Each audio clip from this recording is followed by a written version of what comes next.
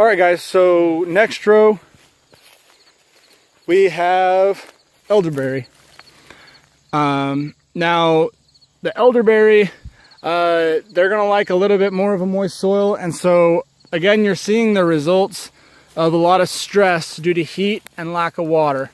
But even though the plants are looking pretty stressed, most of them have survived pretty well. So these are some of the rows where you see some of these rows I've come down, got a lot of mulch around. These I'm going to have to come and do another layer of mulch and go a little wider.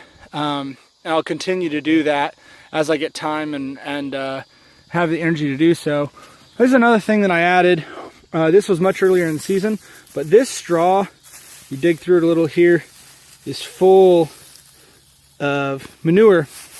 And really well-aged manure, because I use a deep bedding method in my chicken coop.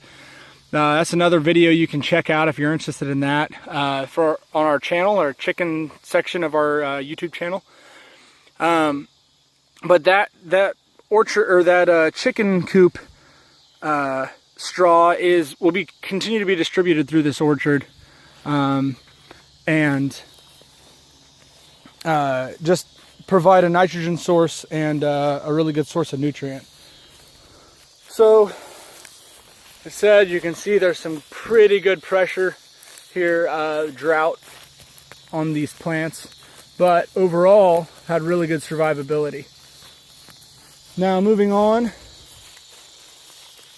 my next row here, these are this is kind of what I was expecting. So I've lost, well, I shouldn't say lost, because these are actually not dead, but there's something that exists in this soil or in this landscape that golden currants are just not very immune to.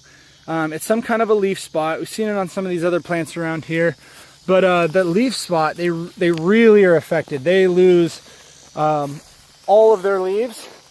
And I have some golden currants planted on other parts of my property, and I found the exact same things there. So I was kind of expecting this here too.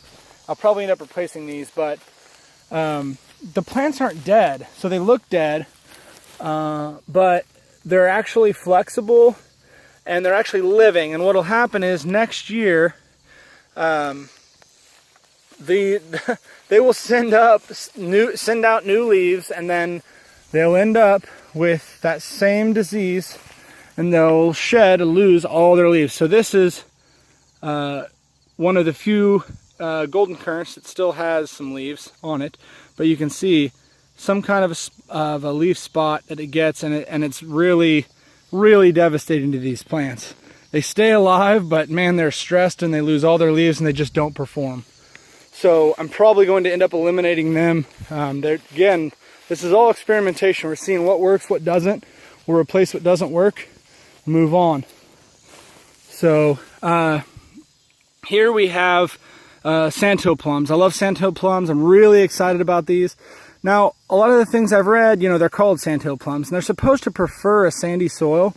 But it's been my experience, they're doing really, really well here. Every single one of these plants is alive and healthy. And like I said, not a lot of vertical growth, but almost no disease pressure whatsoever on these plants.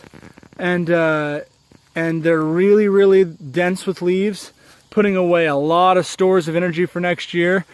And I'm hoping within the next couple years I'll be getting some crops off them, because they're fairly fast to produce a crop. So this is one of my successes for sure. I think the most successful things I've seen here are mulberry, which is more of a weed in these areas. It pops up by itself everywhere. Persimmon, which was a surprising one I'm excited about.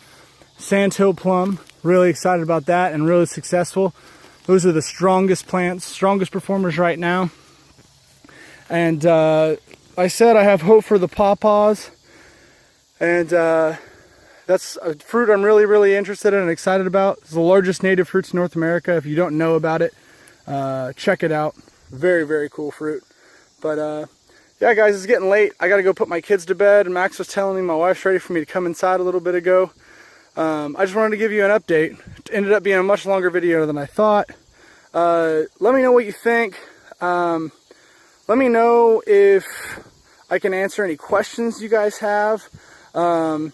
Shoot me advice. I'd love to learn from any of your experiences, what you're doing at your orchards. If you can identify any of the pests or disease pressures I'm dealing with, that would be helpful. But yeah, guys, I appreciate everything.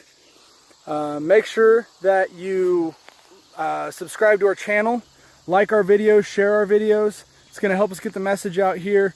I really want to change the way we do agriculture and feed ourselves.